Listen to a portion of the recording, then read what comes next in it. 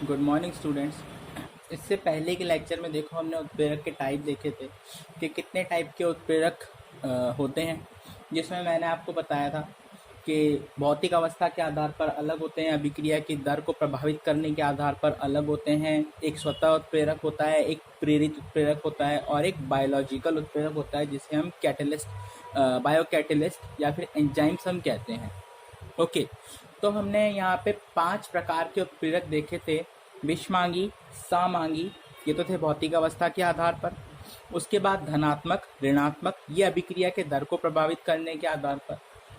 और उसके बाद में हम देखेंगे स्वतः व प्रेरित उत्प्रेरक कौन से होते हैं और कैटलिस्ट कौन से होते हैं, बायो कैटलिस्ट। ओके, यानी कि एंजाइम, जिसमें मैंने आपको विषमांगी और समांगी उत्प्रेरकों की क्रियाविधि भी बताई थी कि किस तरीके से ये क्रिया करते हैं। ठीक है, अब जो हमारा अगला टॉपिक हमें पढ़ना है बच्चों, वो है हमारा धनात्मक उत्प्रेरक और ऋणात्मक उत्प्रेरक, स्वतः उत्प्रेरक, प्रेरित उत्प्रेरक और जैव उत्प्रेरक।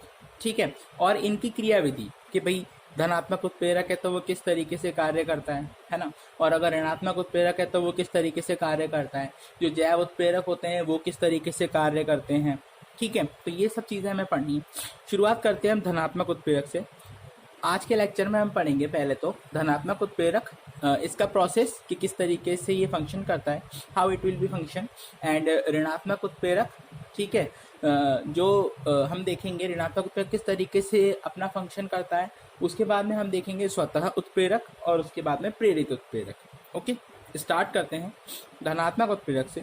जैसे कि नाम से पता चलता है धनात्मक, धनात्मक का मतलब पॉजिटिव, पॉजिटिव का मतलब इंक्रीमेंट। ओके, तो जैसा इसके नाम से ही पता चलता है कि भाई ये इस तरह का उत्प्रेरक होगा जो कि आपकी रेट ऑफ द रिएक्शन होगी, अभिक्रिया की दर जो होगी, वेग होगा, उसे धनात्मक रूप से बढ़ाएगा। मतलब कि बढ़ाएगा, घटाएगा नहीं।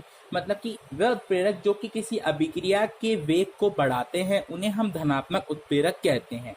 साधारण भाषा में अगर हम बात करें तो इसकी परिभाषा यह होगी कि वही उत्प्रेरक जो किसी अभिक्रिया के वेग को बढ़ाते हैं उसे हम धनात्मक उत्प्रेरक कहते हैं। ओके, चलो, तो सिंपल सी डेफिनेशन है, ये हमने पढ़ ली। वह उत्प्रेरक जिनकी उपस्थिति में अभिक्रिया का मान व वेग बढ़ता है, अर्थात अभिक्रिया की दर बढ़ जाती है, उन्हें हम धनात्मक उत्प्रेरक कहते हैं। अच्छा बच्चों, देखो यहाँ पे मैं एक चीज़ क्लियर करना चाहूँगा कि जो आपकी रेट ऑफ द रिएक्शन है वो बहुत सारे फैक्टर्स पर डिपेंड करती है, जस्ट लाइक प्रेशर, टेम्परेचर, है ना, amount of the reactant, amount of the product, है ना। तो इन सब चीज़ों पे डिपेंड करती है, तो यहाँ पे वो भी मैटर करते हैं। बट हम यहाँ पे जो धनात्मक उत्प्रेरक पढ़ रहे हैं कि किस तरीके से रेट ऑफ द रिएक्शन को अफेक्ट करेगा, ये हम आगे देखेंगे कि किस तरीके से ये करता है। ठीक है, अभी हमने सिंपल इसकी डेफिनेशन देख ली, इसका एक उदाहरण देख लेते हैं। इसका सिंपल सा उदाहरण है, यदि उत्प्रेरक की अनुपस्थिति में हाइड्रोजन परऑक्साइड के विघटन के लिए सक्रियण ऊर्जा का मान 76 किलो जूल है, वह उत्प्रेरक प्लेटिनम की उपस्थिति में यही मान 56 किलो जूल हो जाता है। मतलब यहाँ पे इन्होंने बात करी है हाइड्रोजन परऑक्साइड का विघटन। विघटन होगा मीन्स हाइड्रोजन परऑक्साइड का जो मॉलिक्यूल है वो टूट के जल और ऑक्सीजन का एक मॉलिक्यूल बनाएगा। हाइड्रोजन परऑक्साइड के 2 मॉलिक्यूल टूटेंगे, जल व ऑक्सीजन का एक मॉलिक्यूल बनेगा। क्लियर है? तो फर्स्ट आप देखोगे कि भाई इसके लिए जो एक्टिवेशन एनर्जी है फर्स्ट वाली रिएक्शन के लिए विदाउट रिएक्टेंट, उसको आपको चाहिए activation energy 76 kilo joule. Activation energy मैं पहले बता चुका हूँ, एक बार फिर से एक्सप्लेन कर देता हूँ कि सक्रियण ऊर्जा या फिर एक्टिवेशन एनर्जी क्या होती है। सक्रियण ऊर्जा वह ऊर्जा होती है जो कि किसी रासायनिक अभिक्रिया को प्रारंभ कराने हेतु आवश्यक होती है, इसे हम सक्रियण ऊर्जा कहते हैं। ओके बच्चों, इतनी बात क्लियर है। तो यहाँ पे रिएक्शन भी देख लेते हैं। 2H2O arrow, H2H2O 2H2O plus O2 76 kilo joule. ठीक है, सिंपल सी रिएक्शन है। 2H2O2 is equals to 2H2O plus O2, 76 kilo joule activation energy की नीड है आपको। लेकिन जब आप यहीं पर क्या करते हो, प्लेटिनम ले लेते हो, तो मैंने आपको बताया था कि जो मेटल्स होती हैं उनकी सरफेस पर गैसेज इजीली एब्जॉर्ब हो जाती हैं, चिपक जाती हैं, अधिशोषित हो जाती हैं, वह दूसरी गैसेज उनसे रिएक्ट करके आसानी से rate of the reaction enhanced होती है। ठीक है, तो यहाँ पे मैकेनिज्म तो हमारा वो पहले वाला ही रहेगा जो ऊपर ये सतह वाला मैकेनिज्म है। ठीक है, बस किस तरीके से ये एक्टिवेशन एनर्जी को लो करता है वो हम देखेंगे ग्राफ के थ्रू अभी आगे। तो रिएक्शन हमारी सिंपल सी ये है, 2H2O प्लेटिनम की प्रेजेंस में एक्टिवेशन एनर्जी रहेगी 56 किलो जूल पर मोल। क्लियर है? चलो नेक्स्ट चलते हैं हम आगे। नेक्स्ट बच्चों इसका ग्राफ है जो आपकी बुक में भी दे रखा है। सिंपल सा ग्राफ है, बहुत कोई ज़्यादा खास नहीं है। ऊर्जा और अभिक्रिया की प्रगति के बीच में ग्राफ है, या फिर हम कह सकते हैं वेग के बीच में ग्राफ है ना। तो ऊर्जा जितनी है हमारी वो रिक्वायरमेंट ऑफ एक्टिवेशन एनर्जी, ठीक है। यहाँ पे हमारी एक्टिवेशन एनर्जी है, यहाँ पे हमारी रेट ऑफ द रिएक्शन है कि भाई कितनी देर में कितनी रिएक्शन हो गई। ये वाली जो ऊंची वाली लाइन दिख रही है आपको, ये है विदाउट कैटेलिस्ट, जब हम उत्प्रेरक नहीं ले रहे हैं तब, ठीक है। और ये वाली जो लाइन है हमारी, ये है कैटेलिस्ट की उपस्थिति में। तो आप नोटिस करोगे कि यहाँ से ये तो है हमारा क्रियाकारक, कि भाई क्रियाकारक है, अब इसे उत्पाद में परिवर्तित होने के लिए इतनी एक्टिवेशन एनर्जी की नीड है, इतनी, जिसको हमने कहा EA। जो फर्स्ट वाली हमारी एक्टिवेशन एनर्जी आई है उसको हमने कहा है EA, ठीक है।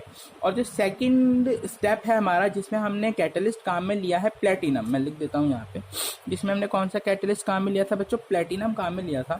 जब प्लेटिनम हमने डाला तो इसकी जो एक्टिवेशन एनर्जी की रेट है वो थोड़ी कम हो गई, ओके। और ये कितनी है, इसको हमने कहा है EB, ये है 56। यहाँ पे जो आपकी एक्टिवेशन एनर्जी की नीड है वो है 56 किलो जूल, और यहाँ पे जो आपकी एक्टिवेशन एनर्जी की नीड आई थी वो थी 76 किलो जूल। क्लियर है। तो ग्राफ से क्लियर दिखता है आपको कि भाई एक्टिवेशन एनर्जी जो है उसकी रिक्वायरमेंट ऑब्वियसली जब हम कैटलिस्ट लेते हैं, उत्प्रेरक लेते हैं, उसकी उपस्थिति में कम होती है। मतलब कि हम कह सकते हैं कि उत्प्रेरक जो है वो एक ऐसा नया रिएक्शन कंप्लीट होने का वे प्रोवाइड कराता है जिसमें सक्रियण ऊर्जा का मान कम होता है, जिससे अभिक्रिया का वेग प्रभावित होता है। तो धनात्मक उत्प्रेरकों की अब अगर हम थोड़ा अच्छे ढंग से परिभाषा बताएं तो इस तरीके से बता सकते हैं, धनात्मक उत्प्रेरक वह उत्प्रेरक होते हैं जिनकी उपस्थिति में किसी रासायनिक अभिक्रिया का वेग बढ़ता है। यह प्रक्रिया अभिक्रिया में लगने वाली सक्रियण ऊर्जा के मान में आई कमी के कारण होती है, क्योंकि धनात्मक उत्प्रेरक इस सक्रियण ऊर्जा के मान को कम कर देते हैं, वह एक नया व सरल रास्ता प्रोवाइड करवाते हैं या देते हैं जिससे कि अभिक्रिया संपन्न हो सके, ठीक है। तो ये तो था हमारा धनात्मक उत्प्रेरक के बारे में, ठीक है। उक्त ग्राफ से निष्कर्ष निकलता है कि अभिक्रिया की दर सक्रियण ऊर्जा पर निर्भर करती है, वह सक्रियण ऊर्जा के मान में कमी आती है धनात्मक उत्प्रेरक से, ठीक है। तो ये चीज़ यहाँ पे लिख दी मैंने। उसके बाद में है ऋणात्मक उत्प्रेरक। अब हम बात करेंगे कि ऋणात्मक उत्प्रेरक कौन सा होता है। तो जैसा कि आपको पता है भाई, धनात्मक पॉजिटिव में लेके जा रहा है हमारी रेट ऑफ द रिएक्शन को, तो ऑब्वियसली ऋणात्मक वाला कहाँ ले जाएगा बच्चों, नेगेटिव में ले जाएगा। मीन्स कई बार क्या होता है, देखो ऐसा नहीं होता, हम ये नहीं चाहते कि भाई सारी अभिक्रियाएं फटाफट हो जाए, है ना। ऐसा जरूरी नहीं है कि सारी अभिक्रियाएं फटाफट हो जाए। कुछ रिएक्शंस ऐसी भी होती हैं जो हम चाहते हैं कि या तो ना हो या बहुत स्लो हो, अगर हो भी रही हैं हम उन्हें रोक नहीं सकते, तो ठीक है। जैसे कि अगर हम बात करें तो क्लोरोफॉर्म आपने देखी है CHCl3, क्लोरोफॉर्म को डार्क बॉटल में रखते हैं, इसके ऊपर इथाइल अल्कोहल या फिर इथेनॉल डाल के रखते हैं, इसे सनलाइट में पोजेस नहीं करते, क्योंकि जो क्लोरोफॉर्म होती है इसमें क्लोरीन और जो हमारे कार्बन के बीच का बॉन्ड होता है वो सनलाइट में प्रेजेंट UV लाइट की वजह से ब्रेक हो जाता है, जिससे कि फॉस्जीन बनती है, एक जहरीली गैस है, ठीक है। अगर इसे सनलाइट में रख दिया जाए तो फॉस्जीन की फॉर्मेशन होती है जो कि एक जहरीली गैस है।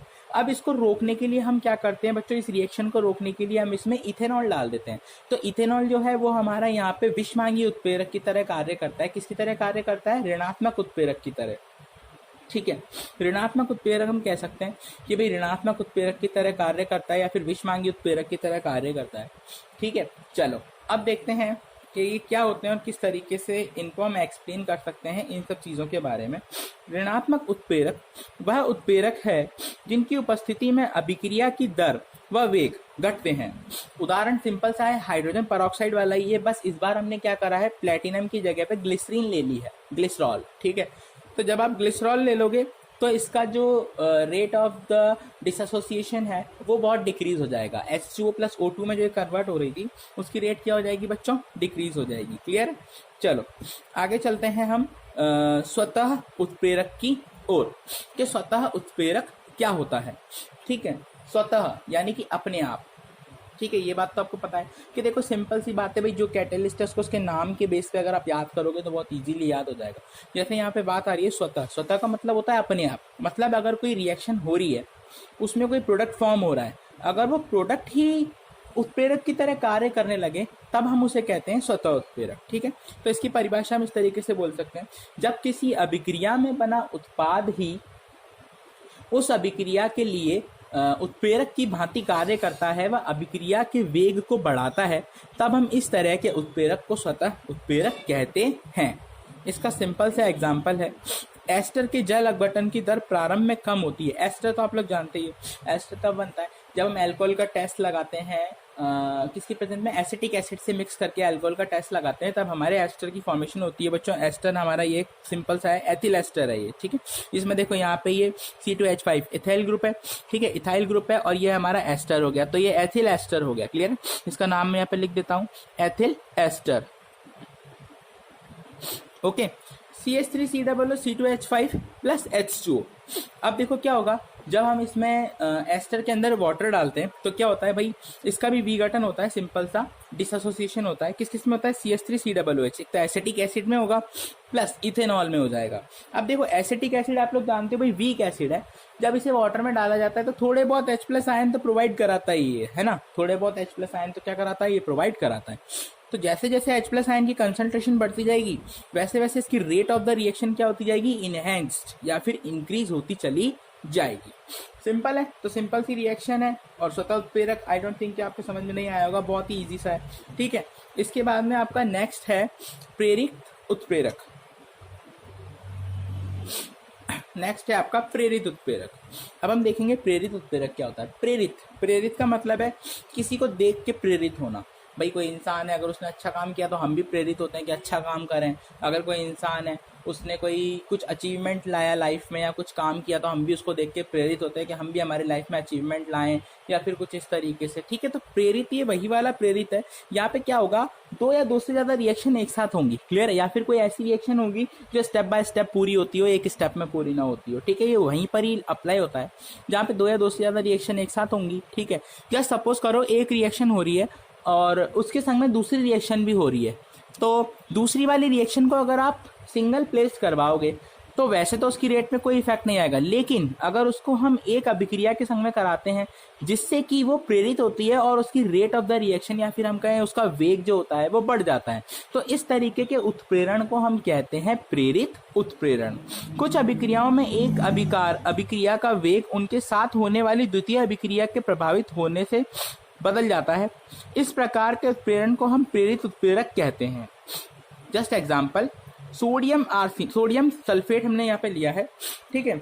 Na2SO3 का वायु में तीव्र गति से ऑक्सीकरण होता है। भाई सोडियम सल्फेट को अगर आप सिंपल खुला छोड़ दोगे तो क्या होगा, ये ऑक्सीडाइज हो जाएगा और Na2SO4 में कन्वर्ट हो जाएगा, ठीक है। अब क्या होगा, इसके संग में एक और रिएक्शन हमने ली है सोडियम आर्सेनेट। एक तो सोडियम सल्फेट है, एक सोडियम आर्सेनेट है। सोडियम सल्फेट तो अपने आप हो ही जाएगा, उसके लिए आपको कोई उत्प्रेरक की नीड नहीं है, लेकिन सोडियम आर्सेनेट को अगर आप एयर में ऐसे ही छोड़ोगे तो कुछ भी नहीं होगा, क्लियर है। लेकिन अगर आपने इसके संग में थोड़ा सा सोडियम सल्फेट मिक्स कर दिया तो एक रिएक्शन तो आपकी सोडियम सल्फेट वाली चलेगी, प्लस इसको देख के ये सोडियम आर्सेनेट क्या होगा, प्रेरित हो जाएगा, और प्रेरित होने से ये भी क्या होगा, ऑक्सीडाइज हो जाएगा, क्लियर है। तो भाई वैसे हमने सोडियम आर्सेनेट लिया तो कुछ नहीं हुआ, लेकिन उसके संग में अगर हमने सोडियम सल्फेट ले लिया तो वो तो अपना अलग ही रिएक्शन कर रहा है, मगर उसको देख के वो सोडियम आर्सेनेट प्रेरित हो गया और क्या हुआ, वो भी ऑक्सीडाइज हो गया। चलो इसकी रिएक्शन देखते हैं। 2Na2SO3O2 2Na2SO4 Na2ASO3 plus O2, कोई अभिक्रिया नहीं, कोई अभिक्रिया नहीं। लेकिन जब दोनों को हमने संग में ले लिया, Na2SO3 plus Na3ASO3 plus O2, ठीक है। यहाँ पे बच्चों Na2 कर लो इसको, क्लियर, Na2ASO3, तो फिर क्या हुआ देखो, इसकी संग रिएक्शन हुई और Na2SO4 बन गया और Na3ASO4 बन गया, क्लियर है बच्चों। तो यहाँ पे रेट ऑफ द रिएक्शन क्या हो गई, किसकी इंक्रीज हो गई, इसकी rate of the reaction increase हुई है यहाँ पे सोडियम आर्सेनेट की, क्लियर है। वैसे तो ये कोई रिएक्शन नहीं कर रहा था, फर्स्ट और सेकंड वाले में आप देखो ये कोई रिएक्शन नहीं कर रहा था, there is no reaction occur in sodium arsenate when we place it alone, but when we take it from sodium sulfate, so it will be get induced, and this effect is known as induced catalyst, ठीक है। तो इसको हम कहते हैं induced catalyst या फिर प्रेरित उत्प्रेरक, क्लियर है। आज के लेक्चर में बच्चों इतना ही। नेक्स्ट लेक्चर में हम देखेंगे कि जैव उत्प्रेरक क्या होते हैं और जैव उत्प्रेरकों की क्रियाविधि देखेंगे, ताला चाबी सिद्धांत, की एंड लॉक कंसेप्ट है आपका, वो देखेंगे, ठीक है।